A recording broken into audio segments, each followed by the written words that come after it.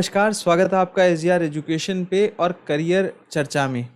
देखिए, हम कुछ ऐसे टॉपिक्स पे बात करना चाहते हैं इसमें, जो आपकी ज़िंदगी के ऊपर एक काफ़ी गहरा असर डालते हैं। और ये ऐसे सवाल हैं जो हम लोगों के दिमाग में आते ही आते हैं कि मैं जॉब के साथ जाऊं या मैं पीएचडी के साथ जाऊं। क्या करना मेरे लिए नेट के बाद बेहतर होगा, क्या करना मेरे लिए जेआरएफ में बेहतर होगा। क्या मैं एक एग्ज़ाम जो दे रहा हूँ नेट का, अब वो जून में पेपर है, तो अगर कोई और एग्ज़ाम बीच में आ जाता है तो मैं वो दूं या ना दूं। अब मैं किस एग्ज़ाम की तैयारी किस दौरान करूं।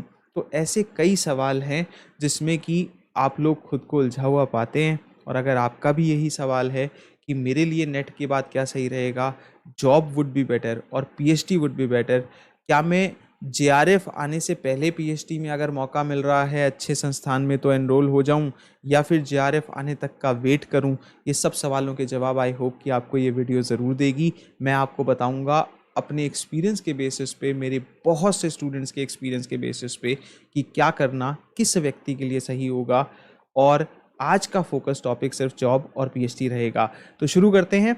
आप लोग मुझसे अनअकैडमी पे भी पढ़ सकते हैं। अनअकैडमी पे आप अगर अभी हमारे पेपर वन और हम मेरा सब्जेक्ट कॉमर्स जो है उसमें आप सब्सक्रिप्शन लेते हैं, प्लस में आते हैं, तो आप लोगों को 25% आपके सब्सक्रिप्शन पे फीस कम हो जाएगी और 6 महीने एक्स्ट्रा मिलेंगे आपको अनअकैडमी के सब्सक्रिप्शन पे।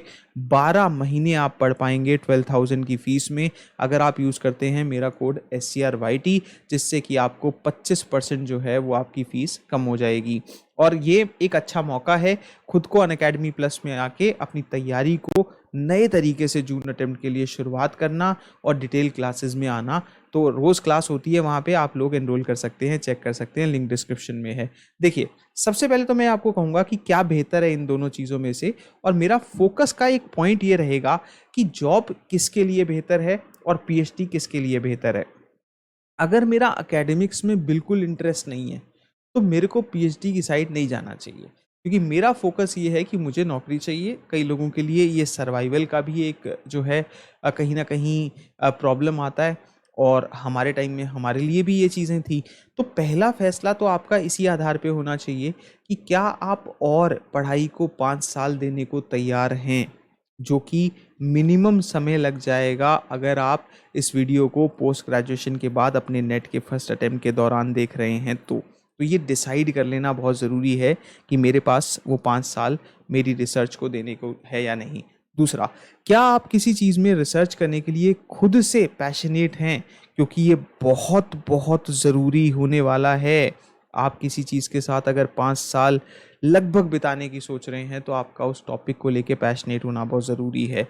और इसके अंदर जो सबसे इम्पॉर्टेंट फैक्टर आएगा कि देखिए, अगर मेरे को एक असिस्टेंट प्रोफेसर की जॉब मिल रही है, नेट करने के बाद मिल रही है, तो मुझे उसके साथ जाना चाहिए या मुझे जेआरएफ के साथ तैयारी करनी चाहिए। तो मेरी पहली सलाह ये होगी कि आप जॉब के साथ तैयारी जेआरएफ की कर सकते हो। मेरे बहुत स्टूडेंट्स ने करी है, उन्होंने पास भी किया है एग्ज़ाम जेआरएफ का और फिर खुद को एनरोल किया है पीएचडी में। तो अगर आप नेट कर लेते हो तो आपको थोड़ी कम तनख्वाह में अपने लोकल एरिया में, अपने आसपास रीजनल एरियाज़ में, यूनिवर्सिटीज़ में जॉब मिल जाती है। असिस्टेंट प्रोफेसर की सैलरी थोड़ी कम रहेगी, लेकिन वहाँ पे जॉब ज्वाइन करके आप एक्सपीरियंस गेन कर सकते हो और फिर उस जॉब में रहते हुए पीएचडी की तैयारी कर सकते हो, जिसमें पीएचडी की तैयारी के दौरान आपको नेट जेआरएफ की तैयारी करनी होगी। और जेआरएफ अगर आता है तो आप उस जॉब को बड़ी कंफर्टेबली सोच छोड़ के, या उसी जगह पे अगर वो सरकारी यूनिवर्सिटी है तो वहाँ पे भी अपनी पीएचडी को एनरोल करा सकते हो और आपके जेआरएफ के पैसे आपको मिलने लगेंगे। और जो एसआरएफ है उसके बाद 3 साल के बाद 2 साल आपको एसआरएफ मिलने लगेगा, तो आपकी 5 साल की पीएचडी भी हो जाएगी। आपको एक फिक्स सैलरी भी मिलती रहेगी जेआरएफ के रूप में, जो आपके लिए एक बेटर ऑप्शन होगा इन 5 सालों को पीएचडी में इन्वेस्ट करने का। मैं आपको एक ब्लंट सलाह भी यहाँ देना चाहता हूँ कि आप कभी भी जेआरएफ के बिना पीएचडी ना करें। अगर आप फाइनेंशियली स्ट्रांग नहीं हो तो बिना जेआरएफ के पीएचडी नहीं करनी है। आप असिस्टेंट प्रोफेसर की जॉब करिए फील्ड में रहते हुए, धीरे धीरे आप उसमें एक्सेल करेंगे तो आगे बढ़ पाएंगे। फिर मैं आपको एक और यहाँ पे पॉइंट बताता हूँ कि बहुत लोगों को ये समझना चाहिए कि पीएचडी का एक एडवांटेज ये है कि आपको आगे चल के आपके करियर में बहुत अच्छी प्रोग्रेस मिल सकती है, जो कि एकेडमिक्स के करियर में बिना पीएचडी के पॉसिबल नहीं है। लेकिन पीएचडी का एक बहुत बड़ा नुकसान भी ये है कि वो आपके करियर का अच्छा खासा समय लेगी, और बिना जेआरएफ के पीएचडी करना बहुत सारा समय ज़ाहिर करेगा, जिस दौरान आपको कोई अर्निंग नहीं होने वाली है। और फिर ये एक प्रॉब्लमेटिक पॉइंट हो जाता है कई लोगों के लिए। साथ ही साथ अगर आप एकेडमिक्स में ही मान लीजिए कोई टीचिंग की ही जॉब कर रहे हैं, ज़रूरी नहीं है असिस्टेंट प्रोफेसर की जॉब कर रहे हैं, लेकिन आप जॉब पे रहते हुए अपने करियर की तैयारी जो है वो ज़्यादा बेहतर तरीके से कॉन्फिडेंट होके कर सकते हैं। और मेरी इस सलाह को हमेशा अपने पास बांध के रखिए कि बिना जेआरएफ के खुद को पीएचडी में डालने का फ़ायदा नहीं है। पहली बात, मेरा अगर नेट क्लियर हुआ है, अब मैं सोचूं मैं 6-8 महीने सिर्फ बैठ के तैयारी करूंगा जेआरएफ की, तो मुझे जॉब का ट्राई करना चाहिए, मेरी प्रोफाइल चेक करनी चाहिए, 5-6 महीने एक सेमेस्टर पढ़ा के कहीं आसपास के कॉलेज में एक्सपीरियंस लेना चाहिए। और पढ़ाई कराते हुए 2-3 बजे अगर लोग कॉलेज से आ जाते हैं तो आप आराम से तैयारी कर सकते हो।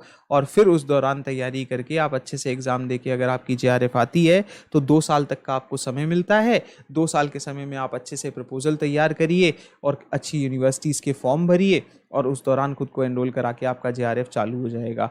तो ये बड़ा ज़रूरी है कि एक ऐसा फैसला जो हमारे लिए कंक्लूजन के तौर पे आता है, तो मैं इसको 2 भागों में बांटूंगा। एक, जिनके पास एग्जिस्टिंग जॉब है, क्या कभी भी जॉब छोड़ के नेट की तैयारी करनी है? मेरी नज़र में आप ऐसा ना करें, क्योंकि नेट एग्ज़ाम आप जॉब के साथ भी दे सकते हैं, बहुत सारे लोग देते हैं, बस कंसिस्टेंटली पढ़ाई करिए, ठीक है। दूसरी बात, क्या आप एक जॉब छोड़ के जेआरएफ अगर आपकी आती है तो पीएचडी में एनरोल करें, ज़रूर करें। ये आपको 5 साल एक इतनी बेहतरीन अपॉर्चुनिटी मिल रही है जिसमें कि आपको हर महीने आपका जेआरएफ का अमाउंट और एसआरएफ का अमाउंट मिलेगा, तो ऐसा ज़रूर करना है। फिर उन बच्चों के लिए जो अभी जॉब नहीं करते हैं और उनका नेट निकल गया है, तो आप लोग असिस्टेंट प्रोफेसर की जॉब के लिए अपने आसपास ज़रूर लुकआउट करना शुरू करिए। और इस प्रोसेस को समझने में भी आपको 5-6 महीने लगेंगे, और अगर उस दौरान भी आपकी कोई जॉब लग जाती है तो उस जॉब को करते हुए जेआरएफ की प्रिपरेशन करिए। इससे अच्छा और कुछ नहीं हो सकता कि आपका कॉन्फिडेंस बढ़ेगा, आपको एक अर्निंग और आपको जॉब के बारे में, एकेडमिक्स के बारे में सर्कल में जाके, यूनिवर्सिटीज़ में जाके और अच्छी चीज़ें जानने को मिलेंगी। तीसरे, वो लोग जिनका अभी नेट जेआरएफ दोनों नहीं निकला है और 1-2 अटेम्प्ट भी आपके चले गए हैं, मेरा आपको एक बहुत सिंपल सलाह है कि आप पहली जो चीज़ है आपको हमेशा लुकआउट करनी है, वो करना है नेट जेआरएफ। अगर दोनों हो जाते हैं तो बहुत ही बढ़िया बात है, और जैसे ही आपके नेट जेआरएफ होते हैं, आपको जश्न मनाने नहीं बैठना है, टाइम नहीं खराब करना है। आपको यहाँ पे रिसर्च प्रपोजल पे काम शुरू करना है, ताकि आपके रिसर्च प्रपोजल 2-3 बार रिजेक्ट हुए बिना कहीं भी एडमिशन नहीं होता है। तो जेआरएफ को जल्दी से जल्दी अगर एनरोल कराना है, तो जब तक रिजल्ट आए तब तक अपने प्रपोजल्स पे काम करिए, उसके ऑल्टरनेटिव्स बनाइए, और फिर जब अगर जेआरएफ हमारा आ जाता है तो हम यूनिवर्सिटीज़ में अप्लाई कर सकें अपने प्रपोजल्स के साथ। तो ये वीडियो हर तरह के बच्चे को आई होप कि अच्छी खासी एक सलाह देगी, अच्छी खासी। और करियर चर्चा जैसे कि इस सीरीज़ का नाम है, इसमें हम अगला पार्ट और लेके आ रहे हैं जो बेसिकली ऐसे ही किसी टॉपिक के अराउंड सेंटर्ड है जिसमें कि आप उलझते हैं। मेरी सलाह को ज़रूर याद रखिएगा और इस वीडियो को शेयर करिएगा अगर आप भी कंफ्यूज थे कि मुझे जॉब के साथ जाना चाहिए या मुझे पीएचडी के साथ जाना चाहिए। जेआरएफ आए तो कंफर्म मैं पीएचडी के साथ जाऊंगा, और अगर मैं सिर्फ असिस्टेंट प्रोफेसर का क्लियर कर रहा हूँ तो एक्सपीरियंस के लिए, यूनिवर्सिटी के माहौल, कॉलेजेस के माहौल, एकेडमिक्स को समझने के लिए जॉब भी ज्वाइन करना कोई बुरी बात नहीं है। शुक्रिया, सब्सक्राइब करिए चैनल को।